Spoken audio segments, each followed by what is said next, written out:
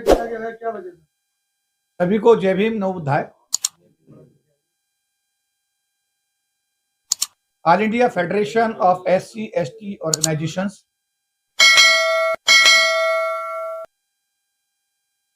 देश में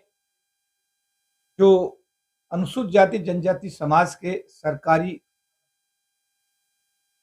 क्षेत्र में और सार्वजनिक क्षेत्र में जो लोग नौकरी करते हैं और उनके जो संगठन बने हुए हैं, उन संगठनों का ये एक एपेक्स बॉडी है जिसको all India federation SC/ST organisations के नाम से जाना जाता है। ये संगठन 1997 में उस समय बनाया गया था जब भारत की सरकार ने सुप्रीम कोर्ट के आदेशों को आधार मान करके एक के बाद एक 5 आरक्षण विरोधी आदेश जारी किए। उन आदेशों को वापस कराने के लिए इस फेडरेशन का गठन 1997 में किया गया था। इस संगठन के द्वारा देश के सरकारी अर्ध सरकारी क्षेत्रों में राज्य सरकारों में कार्यरत सरकारी अधिकारी कर्मचारियों को इकट्ठा करके 97 में पहली रैली की और सरकार से मांग की कि आरक्षण विरोधी जो आदेश जारी हुए हैं 5, इनको तुरंत वापस लिया जाए।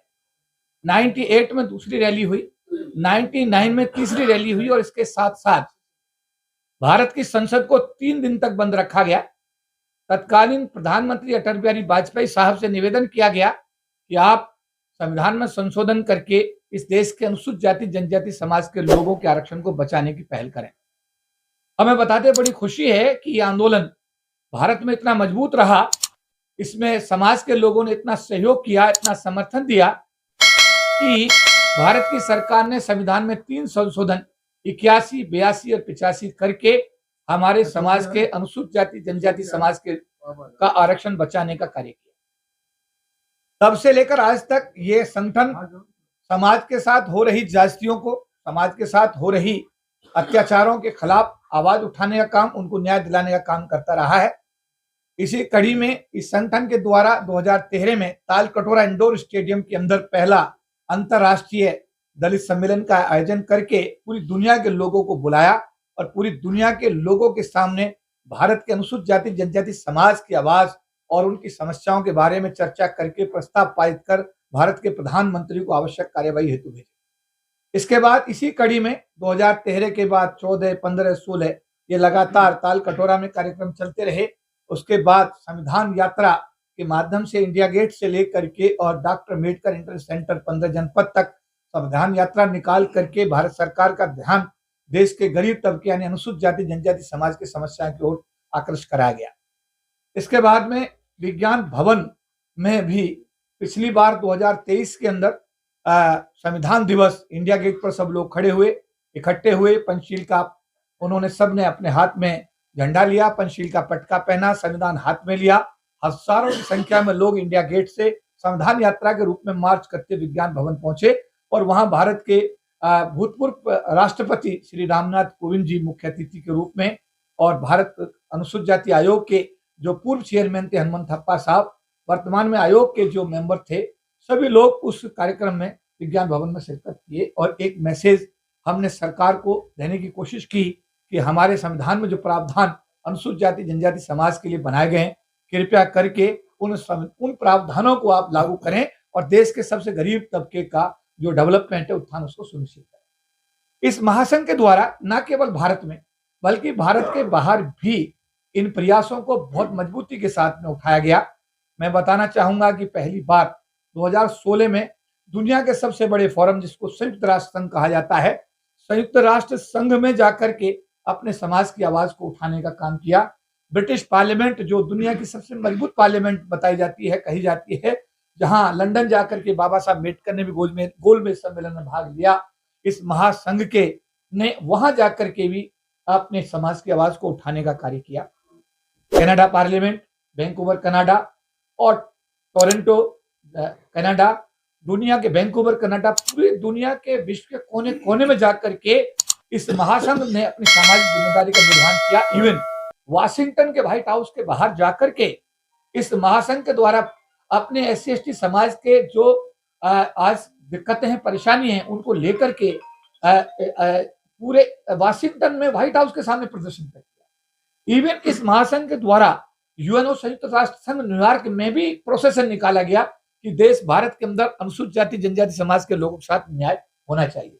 इसी कड़ी में दिनांक 30 नवंबर 2025 को महासंघ द्वारा एक बार पुनः अपनी सामाजिक जिम्मेदारी का निर्वहन करते हुए हम लोगों ने इंडिया गेट से लेकर के विज्ञान भवन तक संविधान यात्रा निकालने का फैसला किया। 2023 के बाद 2024 में भी हमारा जो रेलवे SC/ST एसोसिएशन है, हमारे पूर्व राष्ट्रपति रामनाथ कोविंद जी ने 2023 में विज्ञान भवन में कहा था कि आप लोग सक्षम हैं और आप अगला कार्यक्रम ओपन ऑडिटोरियम में स्टेडियम में करेंगे। और उनकी बात को मानते हुए रेलवे SC/ST एसोसिएशन ने माननीय अशोक कुमार जी के नेतृत्व में इस कार्यक्रम को अंजाम दिया और नागपुर के रेलवे के ओपन स्टेडियम के अंदर संविधान का जो हमारा कार्यक्रम था उसको हमने मनाने का काम किया। इस बार पुणे हम विज्ञान भवन में इस कार्यक्रम को कर रहे हैं और विज्ञान भवन में हम लोग उसी तरीके से जिस तरीके 2023 में हम सब ने अपने समाज के लोग याद किया था, हम एक बार पुणे इंडिया गेट पर इकट्ठे होंगे। इंडिया गेट पर सबसे आगे हमारा भिक्षु संघ, करीब 200 भिक्षु संघ हमारे आदरणीय भिक्षु हमें लीड करेंगे। उसके पीछे बाबा साहब अम्बेडकर द्वारा बनाए गए समता सैनिक दल के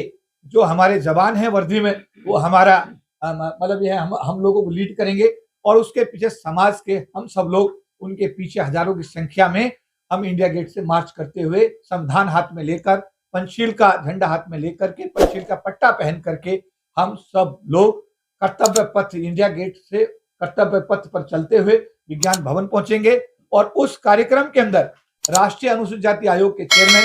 अनुसूचित जाति जनजाति संसदीय